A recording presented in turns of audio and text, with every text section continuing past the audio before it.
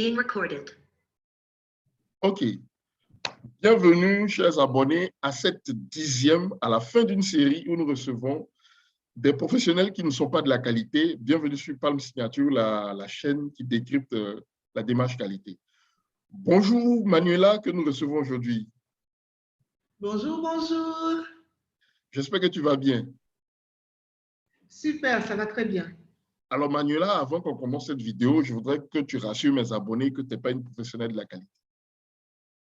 Alors là, il n'y a aucun doute à avoir. Je ne maîtrise même pas du tout. On va dire que c'est grâce à toi même que je commence à avoir plus ou moins quelques notions. Sinon, profane de la qualité 100%.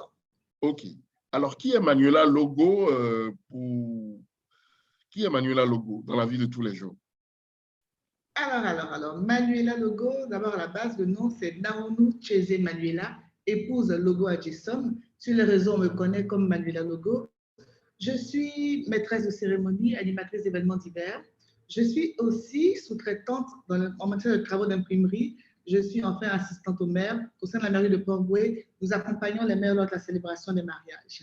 Mais à côté de ça, il y a une autre profession que les gens ne considèrent pas trop. Mais je suis maman de famille nombreuse et vous n'imaginez pas tout ce que ça apporte comme compétence dans le domaine professionnel parce que c'est une formation rude, mais passionnante. Et effectivement, c'est l'une des raisons pour lesquelles je t'appelle affectueusement la madre de la manita.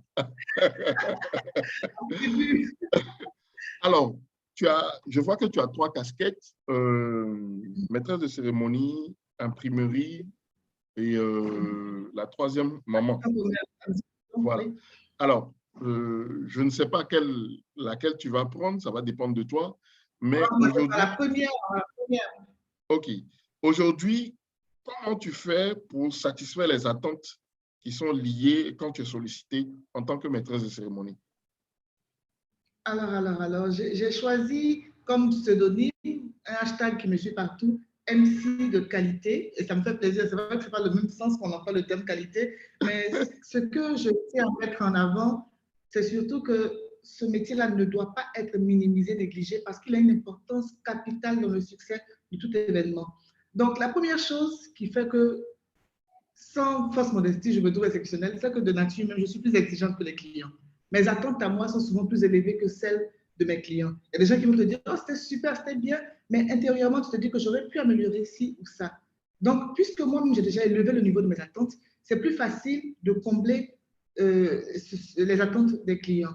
Et on va dire qu'avec le temps, l'expérience améliore certaines compétences de nature depuis l'enfance.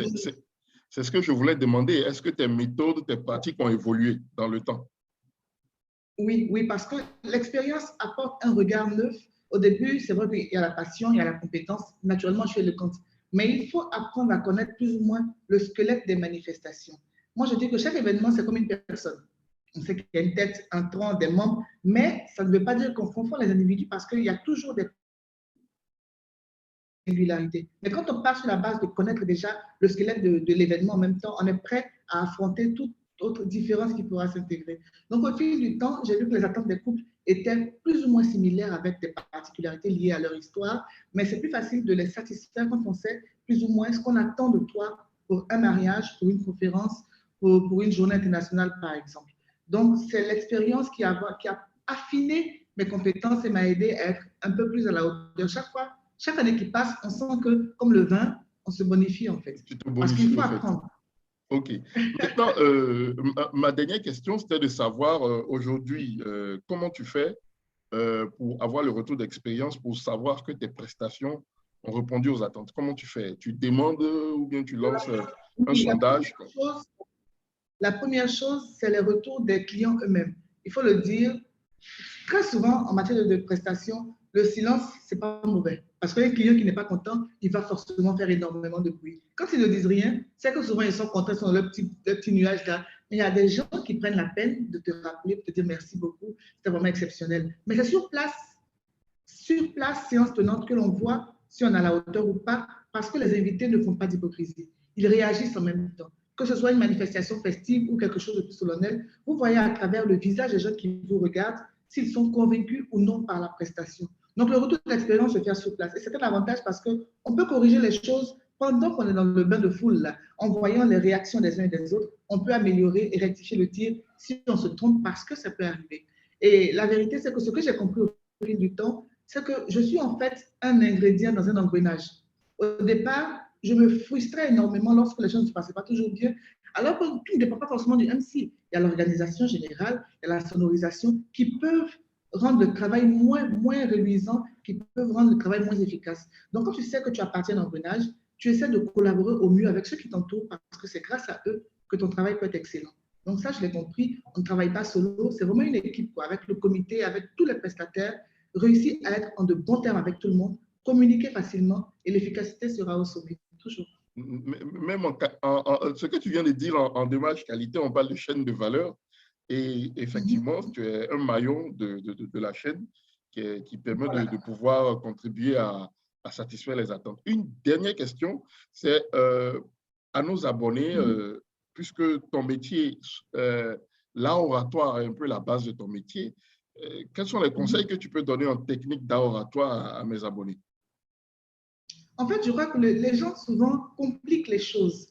Il y a des personnes qui veulent s'essayer au métier d'MC avec des mots grandiloquents et consorts. Le plus important, c'est que le message passe. Chaque personne qui prend un micro est une sorte de haut-parleur pour transmettre des informations qui viennent d'une multitude d'autres personnes qui sont derrière lui. Donc, transmettez avec simplicité, mais surtout, il faut une présentation agréable parce qu'avant de vous entendre, les gens vous voient.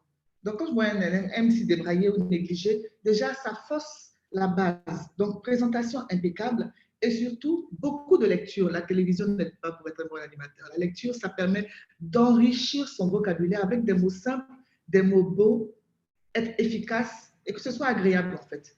Voilà. Et s'adapter aussi à l'environnement parce que très souvent, pardon si je parle beaucoup de formations professionnelles, très souvent, il y a des animer, par exemple, un anniversaire à Yopougon, c'est ça, c'est le coupé décalé, mais ce n'est pas la même chose qu'une conférence à Angré. Ce n'est pas les quartiers que je compare. Je veux dire, l'atmosphère doit influencer grandement sur notre vocabulaire et notre façon de nous présenter aux gens. Donc, on s'adapte comme des caméléons. Voilà. Alors, chers abonnés, vous aurez compris que Manuela a l'art de mettre des émotions sur des mots. Et voilà, tout simplement, pour vous mettre de la lecture dans les tympans. Merci Manuela de m'avoir reçu depuis Abidjan. Merci d'être venu sur Palm Signature. Tu reviens quand tu veux, tu es chez toi et merci beaucoup et à bientôt.